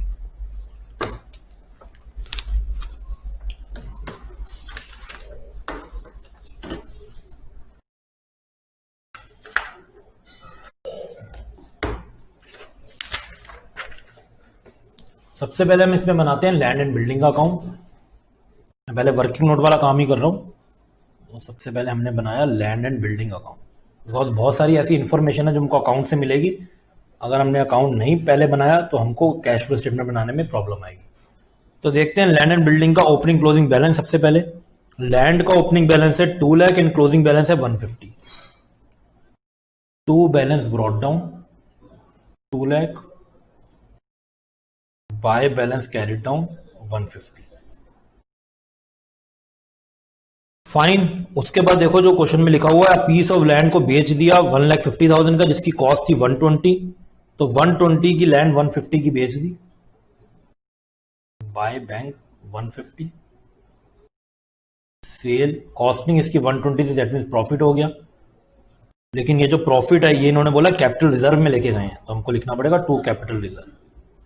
कितना प्रॉफिट हो गया, 120 की लैंड अगर 150 की बेची तो 30,000 का प्रॉफिट कैपिटल रिजर्व में चला गया है, ये प्रॉफिट ही, तो मैं ब्रैकेट में इसको लिख देता हूँ प्रॉफिट। Okay fine. और जो वो कह रहे हैं बैलेंस जो लैंड है उसका प्रॉफिट जो रिवैल्यूएशन का है वो भी कैपिटल रिजर्व में चला गया। ओके, इसको हम फटाफट से टैली करते हैं। 1,50,000 एंड 1,50,000 ये हो गया 3 लाख, और ये 230, इसका मतलब बैलेंस जो आपकी वैल्यू बढ़ी हुई है वो क्यों बढ़ी है, प्रॉफिट ऑन रिवैल्यूएशन के चक्कर में, और वो भी कहाँ जाएगा, कैपिटल रिजर्व में। प्रॉफिट ऑन रिवैल्यूएशन, आप लोगों ने जरूर पार्टनरशिप वगैरह में रिवैल्यूएशन अकाउंट बनाया होगा, जब हम अपनी एसेट को रिवैल्यू करते हैं उससे भी हमको कुछ प्रॉफिट आता है, तो ये वही प्रॉफिट है। ओके, तो हमको सिंपल सी चीज सोचनी है, जो भी प्रॉफिट कैपिटल रिजर्व में चला जाएगा इसका मतलब इसने हमारे नेट प्रॉफिट में कोई इंपैक्ट नहीं डाला, और जब इंपैक्ट ही नहीं डाला तो हम इसको वहां से एडजस्ट भी नहीं करेंगे, क्योंकि ये तो कैपिटल रिजर्व में गया, कोई हमारे नेट प्रॉफिट में थोड़ी हमारा नेट प्रॉफिट इसने बढ़ा दिया कि हमको हटाना पड़ेगा और ऑपरेटिंग का नहीं है, ऐसा तो केस ही नहीं है। तो ये तो कैपिटल रिजर्व में चला गया, इसलिए हमको इसका कुछ भी एसेट नहीं करना। फाइन। सेकेंड अकाउंट बनाते हैं plant and machinery account. Plant machinery account के बैलेंसेस बताओ फटाफट से। प्लांट एंड मशीनरी के बैलेंसेस हैं 5 लाख एंड 765, तो to balance brought down is 5 lakh and closing balance is 7,65,000 by balance carried down 7,65,000। Okay, इसके बाद पढ़ो सेकंड पॉइंट, प्लांट जो बेच दिया 90 का, ओरिजिनल कॉस्ट 70 की थी, WDV 50 की थी, तो बेसिकली 50,000 की WDV का आपने प्लांट बेच दिया 90 का, तो लिखेंगे बाय बैंक सेल 90,000, और 50 की चीज आपने 90 की बेच दी तो आपको प्रॉफिट हो गया। To statement of P&L, profit 40,000, fine. और बाकी तो ये बोल रहे हैं एक प्लांट एक्वायर भी किया है, कितने का, 4,50,000 का, जिसमें से 1,00,000 के तो आपने डिबेंचर्स इशू कर दिए और बाकी आप पेमेंट करेंगे, तो 2 डिबेंचर्स लिख देते हैं, जितना आपने कंसिडरेशन डिबेंचर इशू करके दिया 1,00,000 रुपीज, और बाकी के लिए आपने पेमेंट करी है, तो उसके लिए मैं लिख दूंगा 2 बैंक परचेज, और ये आ जाएगा 350। तो बेसिकली 4,50,000 का हमने बाइफर्केशन कर दिया एज पर क्वेश्चन रिक्वायरमेंट, जो आपके पास क्वेश्चन की डिटेल दी हुई थी। इसका टोटल लगाओ फटाफट से डेबिट साइड का, 350 and 1,00,000 450, 450 and 5,00,000 950, 950 and 40 is 990, 990 minus 90 9,00,000 and 9,00,000 minus 765 is 135। Question में क्लियरली लिखा है कि डेप्रिसिएशन आप चार्ज करोगे तो हम उसको बैलेंसिंग फिगर क्या ले लेंगे, डेप्रिसिएशन ले लेंगे, और लैंड एंड बिल्डिंग पे क्लियर लिखा था कि कोई डेप्रिसिएशन चार्ज नहीं होता, तो हमने वहां पर एसेट्स को चार्ज किया भी नहीं, और हमारे पास वो बैलेंसिंग फिगर भी उधर नहीं आई थी। ओके, तो हमने ये भी यहाँ पर कैलकुलेट कर लिया, तो हमने दोनों अकाउंट प्रिपेयर कर लिए। अब इससे रेलेवेंट जो भी डाटा हमको कैश फ्लो स्टेटमेंट में यूज करना होगा हम उसको यूज कर सकते हैं। फाइन, आगे चलते हैं, नेक्स्ट अकाउंट बनाते हैं हम इन्वेस्टमेंट का।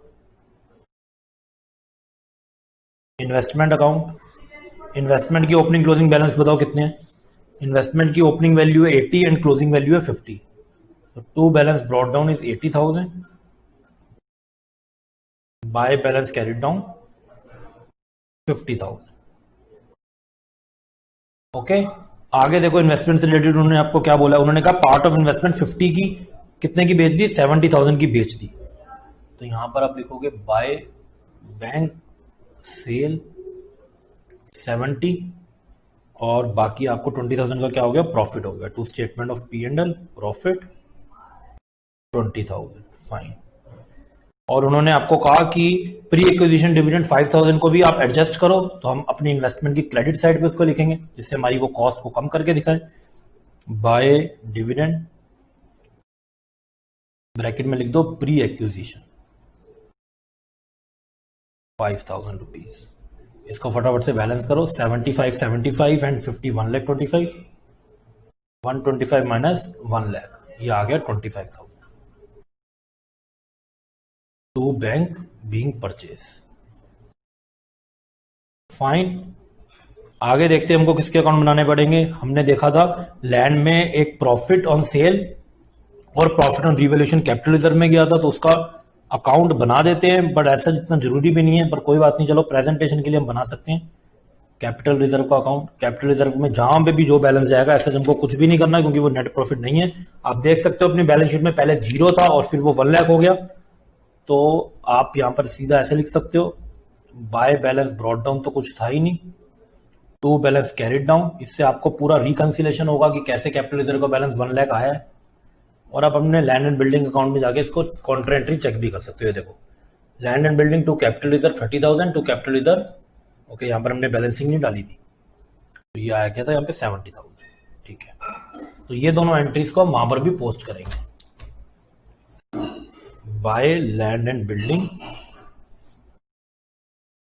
30,000, ये था profit on sale, and by land and building profit on revaluation 70,000, 1,00,000, fine, note it down.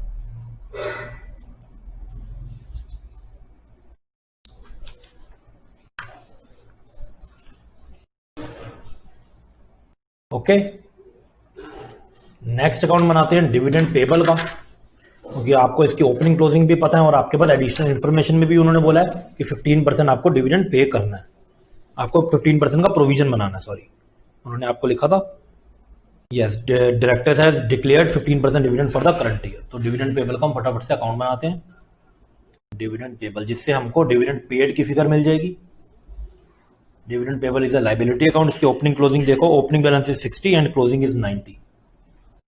Bye balance brought down 60,000 to balance carried down 90,000। इस बार आपको कितना आपने डिक्लेयर किया उसको हम ले लेंगे by statement of P and L के अंदर। अब देखो आपकी इक्विटी शेयर कैपिटल है कितनी। तो इक्विटी शेयर कैपिटल में आप सबसे स्टार्टिंग में देखो, आपको दिख रहा होगा क्लोजिंग बैलेंस है 6 लाख। तो 6 लाख और 15% डिक्लेयर किया है, दैट मीन 90,000 का डिविडेंड आपने डिक्लेयर कर दिया। और इसको बैलेंस करो, 90 एंड 60 इज 150, दैट मीन्स आपने पेड कितना कर दिया इस बार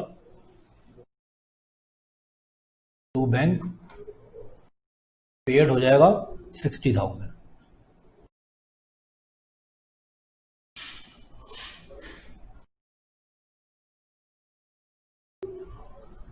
fine, this is your balancing figure. Okay, आगे चलते हैं प्रोविजन फॉर टैक्स अकाउंट में। प्रोविजन और फॉर टैक्स के लिए भी आपके पास ओपनिंग क्लोजिंग बैलेंसेस गिवन है। ओपनिंग बैलेंस है 60 एंड क्लोजिंग बैलेंस है 95,000। By balance brought down 60,000 to balance carried down 95,000। And income tax liability for current year estimated 135, ये भी आपको दिया हुआ। इस बार आपको कितने का प्रोविजन बनाना है, तो लिखो यहां पर by statement of P and L जो आपने प्रोविजन बनाया है 1,35,000। ओके, इसको बैलेंस करो, 135 प्लस 60 ये हो गया 195। 195,000 माइनस 95,000, रिमेनिंग क्या हो जाएगा paid to bank tax paid. ये आपके पास आ गया 1 लाख रुपीज। ओके फाइन, तो हमने मोरलेस सारे अकाउंट बना लिए हैं। एक हमको इन्होंने वॉलंटरी सेपरेशन पेमेंट के लिए भी ओपनिंग क्लोजिंग दी हुई है और इसके लिए इन्होंने बोला उसको एडजस्ट करना है जनरल रिजर्व से। तो हम जनरल रिजर्व और इसका अकाउंट भी क्लैरिटी के लिए बना लेते हैं फटाफट से। जनरल रिजर्व अकाउंट, छोटे छोटे से अकाउंट है, कोई प्रॉब्लम नहीं है। Voluntary separation payments account. General reserve के बैलेंस देखो फटाफट, जनरल रिजर्व 2,50,000 और फिर वो रह गया खाली 1 लाख का। By balance brought down 2,50,000 to balance carried down 1 lakh. और एक वॉलंटरी सेपरेशन पेमेंट के लॉस को देखो, 65 से हो गया 125 to balance brought down 65 by balance carried down 1,25,000। Fine, अब देखो वो क्या कह रहे हैं। उन्होंने बोला कि 50,000 का वॉलंटरी सेपरेशन को एडजस्ट करना है जनरल रिजर्व से। तो बताओ क्या एंट्री होगी। एंट्री हो जाएगी जनरल रिजर्व डेबिट, वो कम हो जाएगा टू वॉलंटरी सेपरेशन कॉस्ट, उसकी पेमेंट के लिए आपने जनरल रिजर्व से पैसे एलोकेट कर दिए। To voluntary separation cost 50,000। Fine, और कुछ इन्होंने बोला हो आपको एज सच जनरल रिजर्व से रिलेटेड।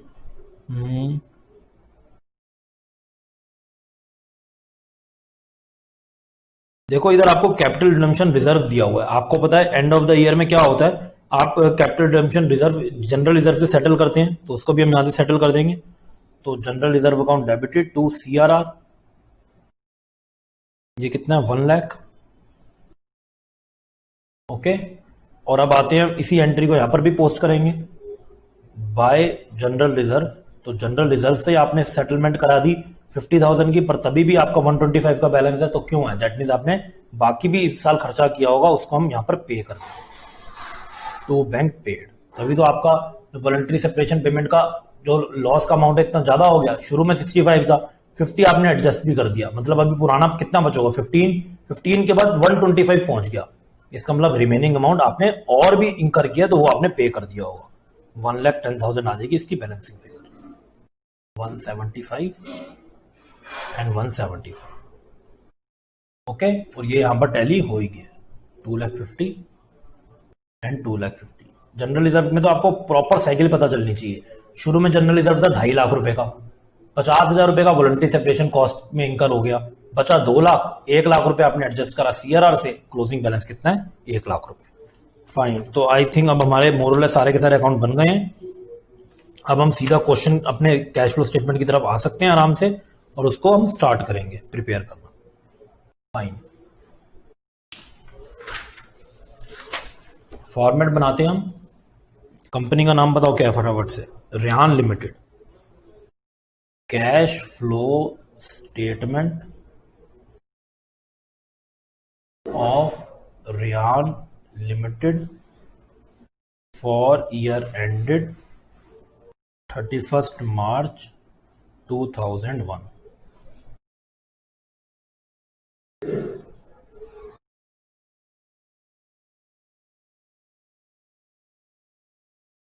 particulars, details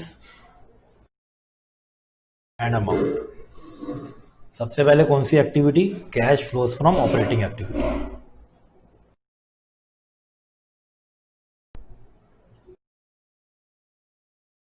तो देखते हैं सबसे पहले नेट प्रॉफिट कितना था। हमारे पास नेट प्रॉफिट का डिफरेंस हमको गिवन था पी एंड एल का 50 एंड 70। तो हम लिखेंगे नेट प्रॉफिट बिफोर टैक्स कितना है, difference in net profit is 20,000। इसमें अब ऐड करो provision for tax, add back basically इसको बोलते हैं। ये हमारा प्रॉफिट इसने कम करा होगा, तो हम वापस से इसको क्या करेंगे, ऐड करेंगे। ये प्रोविजन मेड होता है, तो हम अपने अकाउंट में देखते हैं कितना प्रोविजन मेड था। ये देख सकते हो यहाँ पर 1,35,000। ऐसे ही अगर कोई डिविडेंड है उसको हम प्रपोज डिविडेंड या डिविडेंड पेबल बोल सकते हैं, उसको हम यहाँ पर वापस ऐड बैक करेंगे, क्योंकि हमारी ऑपरेटिंग एक्टिविटी से रिलेटेड नहीं है और इसने हमारे प्रॉफिट को कम कर दिया होगा। ये देखो, ये भी आपको यहाँ पर दिख रहा है 90,000, ये देखो। तो इसको हम यहाँ पर क्या कर देंगे, ऐड बैक कर देंगे। फाइन, इसके बाद चलते हैं बाकी एडजस्टमेंट्स की तरफ। सबसे पहले हमारे पास डेप्रिसिएशन है। डेप्रिसिएशन भी हमने कैलकुलेट किया था। देखो डेप्रिसिएशन कितना आया था हमारा, डेप्रिसिएशन ये देखो 1,35,000 प्लांट एंड मशीनरी का।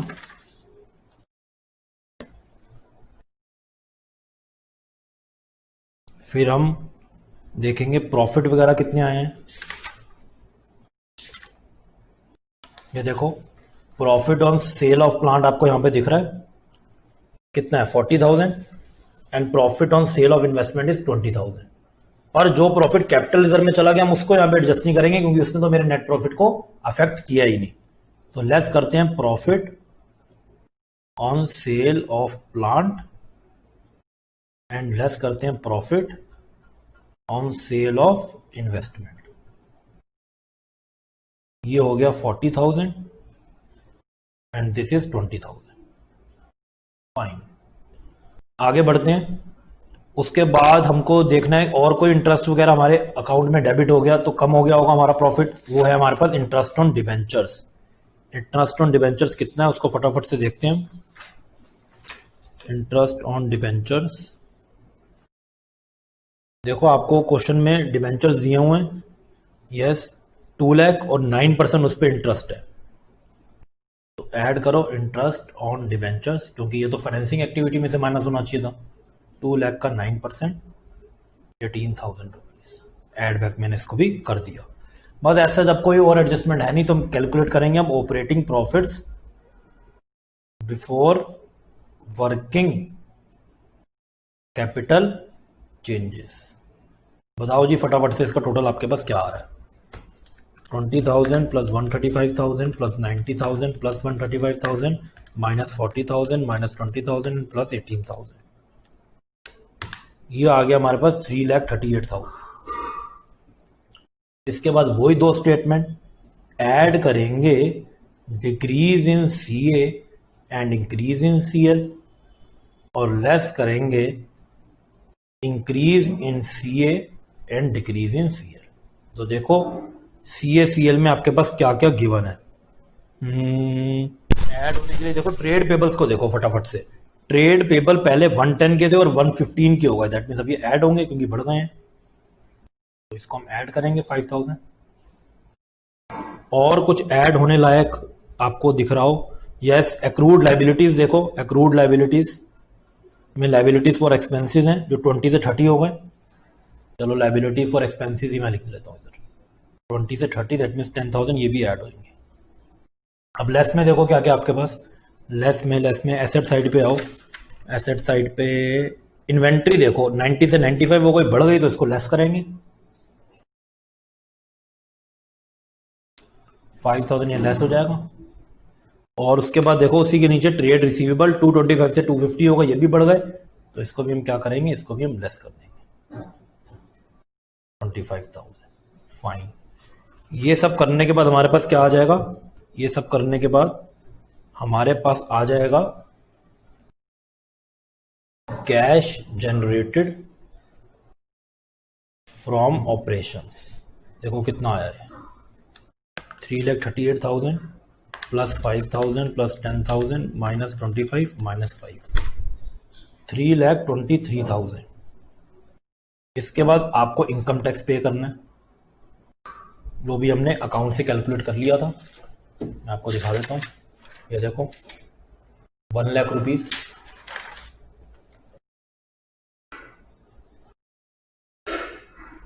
और एक चीज और, वॉलंटरी सेपरेशन जो आपने पेमेंट पे की थी, तो ये किसी और हेड में नहीं आएगी, तो इसको हम कहाँ से माइनस करेंगे, ऑपरेटिंग एक्टिविटी से। ये कितनी थी और सर कैसे आई, याद करो, आपने वॉलंटरी सेपरेशन पेमेंट का अकाउंट बनाया था, ये रहा, ये देखो 1,10,000 हमने पे किया था, तो इसको भी आप यहीं पे कर दोगे 1,10,000। इसके बाद आप देखो आपका कितना बैलेंस आ गया, that is cash flows from operating activities.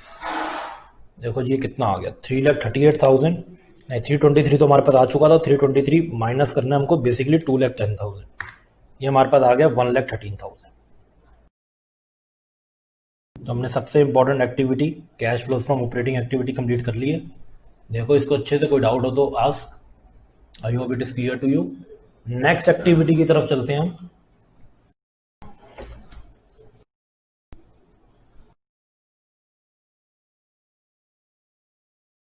Next activity की तरफ चलते हैं, cash flows from investing activities. Investing activity की अगर हम बात करें तो सबसे पहले हमारे पास, हमने लैंड को बेच के हमको कुछ अमाउंट मिला था, हमको अब अकाउंट में से देखना पड़ेगा। ये देखो सेल ऑफ लैंड से हमको 150 मिले थे, फाइन, और सेल ऑफ प्लांट मशीनरी से हमको 90,000 मिले थे, परचेज ऑफ प्लांट मशीनरी से हमारा 350 का आउटफ्लो हुआ था, परचेज ऑफ इन्वेस्टमेंट से हमारा 25,000 का आउटफ्लो हुआ था, सेल ऑफ इन्वेस्टमेंट से हमारा 70,000 का इनफ्लो हुआ था। तो मोर और लेस ये सब चीजें हमारी इन्वेस्टिंग एक्टिविटी का पार्ट है, इसको हम सबको यहां पर लिखते हैं। Proceeds from sale of land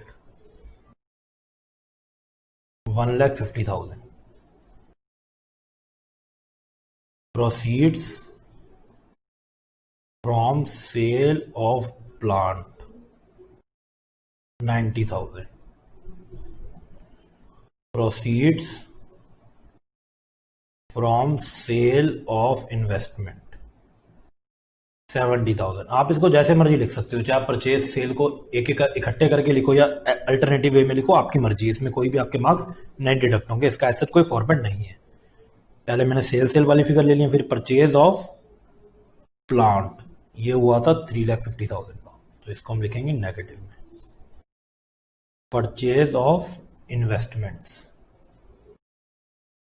25,000, ये सारी फिगर्स हमारे अकाउंट्स में से आई है जो हमने अकाउंट प्रिपेयर किए। उसके बाद हम देखें कुछ हमारी, और यस हमने प्री एक्विजिशन डिविडेंड रिसीव किया था, ये तो हमको पॉइंट नंबर 4 में गिवन है कि प्री एक्विजिशन डिविडेंड आपको 5,000 मिला है, तो जो डिविडेंड मिलता है वो इन्वेस्टमेंट में मिलता है, ये हम बेसिक क्लास में भी कर चुके हैं, तो इसको हम क्या कर देंगे ऐड। अब इसके बाद आई थिंक कुछ भी नहीं है, तो इसको फटाफट से टोटल लगाते हैं, 150 plus 90 plus 70 minus 350 minus 25 plus 50, तो ये आपका आ गया नेगेटिव 60,000। तो इसको हम लिखेंगे net cash used in investing activities. Fine. और इसके बाद हम चलते हैं अपनी लास्ट एक्टिविटी की तरफ, that is cash flows from financing activity. और फाइनेंसिंग एक्टिविटी में हमारे पास बहुत सारी चीजें हैं। सबसे पहले हमारे पास है इक्विटी शेयर से प्रोसीड्स, तो लिखो प्रोसीड्स फ्रॉम इक्विटी शेयर्स। फटाफट से बैलेंस शीट निकालो। देखो पहले थे 5 लाख और अब हो गए 6 लाख। दैट मीन इस साल हमने 1 लाख रुपए और इशू से कैश इनफ्लो करवा लिया। उसके बाद देखो issue of debentures, proceeds from issue of debentures. तो डिबेंचर्स की स्टोरी देखते हैं। डिबेंचर्स पहले 0 के थे, फिर 2 लाख के हो गए, लेकिन 2 लाख में से 1 लाख तो आपने प्लांट एंड मशीनरी वाले वेंडर को दे दिए, तो नेट में तो आपको 1 लाख ही मिला। तो इसको ऐसे करके लिखो 2 लाख माइनस 1 लाख। याद है ना वो मशीनरी के पार्ट कंसिडरेशन को आपने डिबेंचर इशू कर दिए थे। उसके बाद देखो आप प्रेफरेंस शेयर को रिडीम कर रहे हो, तो 2 लाख के वो 0 हो गए। तो इधर आप लिखोगे रिडम्पशन ऑफ प्रेफरेंस शेयर्स। तो इधर मैंने इनके इंटरेस्ट का कुछ भी नहीं करा जो प्रेफरेंस शेयर्स पे है। क्यों नहीं करा? क्योंकि ये आप एज्यूम कर सकते हो कि शुरू में हमने रिडीम किए कर दिए होंगे, तो हम इस पे ये जो 10% का डिविडेंड है वो नहीं देंगे। तो ये कितना हो गया? 2 लाख का आप रिडम्पशन कर रहे हो तो 2 लाख हो गया माइनस में। अदरवाइज अगर आप दूसरी एजम्पशन लेते हो तो आप उस हिसाब से भी इसको कर सकते हो। ओके जी। उसके बाद डिविडेंड पेड। डिविडेंड पेड के लिए तो हमने अकाउंट बनाया था। देखें फटाफट, आओ डिविडेंड पेबल अकाउंट की तरफ चलते हैं। ये देखो 60,000 डिविडेंड पेड, सब चीजें हमने पहले ही कर ली हैं। तो इसी तरीके से इतनी ऑर्गेनाइज मैनर से आपको क्वेश्चन को सॉल्व करना है। और आपने इंटरेस्ट पेड करा था डिबेंचर, जो शुरू में हमने ऐड भी किया था, करा था, याद है? भूल गए? भूल जाते हो बहुत जल्दी। दिखाऊं मैं आपको? ये देखो इंटरेस्ट ऑन डिबेंचर्स 18,000। तो ये क्योंकि आपकी फाइनेंसिंग एक्टिविटी का पार्ट है, इसलिए हम इसको यहां से माइनस करेंगे। तो वहां पर हमने उसको ऐड बैक कर दिया, यहां पर हम इसको माइनस करेंगे। Interest on debentures paid 2 lakh का 9%, that is 18,000। That's it, finish. चलो जी फटाफट से इसका टोटल निकालो। बताओ क्या आया? फ्लो आया, यूज्ड आया 1 लाख 1 लाख 2 लाख 2 लाख माइनस 2 लाख 0। यहां तक तो 0 ही हो गया। बेसिकली ये भी यूज्ड ही आएगा। कितना? 78,000 नेगेटिव। इसको लिखेंगे net cash used in financing activity. Fine. Total लगाते हैं और लिखेंगे नेट इंक्रीज या डिक्रीज इन कैश। कितना आया? देखो सबसे पहले कैश ऑपरेटिंग का था 1,13,000। नहीं दिख रहा? मैं देखो दिख गया। 113 पॉजिटिव था, फिर 60 नेगेटिव और 78 नेगेटिव। तो ये नेट में 25,000 नेगेटिव ही आ गया। इसमें हम ऐड करेंगे opening cash and cash equivalent. देखो कितना है जी opening cash and cash equivalent? Opening है आपका cash and cash equivalent 90, and 90 minus 25 कितना होगा? 65। तो ये हमारा यहां पर मैच भी हो गया। ये हमारे लिए हो गया closing cash and cash equivalent 65,000।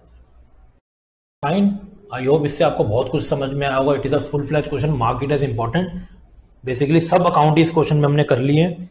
मोर और less provision for tax, dividend payable, asset account, investment account and voluntary separation payment account. तो इधर तो हमने बहुत सारे account, general reserve account, capital reserve account. तो आपके लिए बहुत अच्छी लर्निंग है इस क्वेश्चन के अंदर।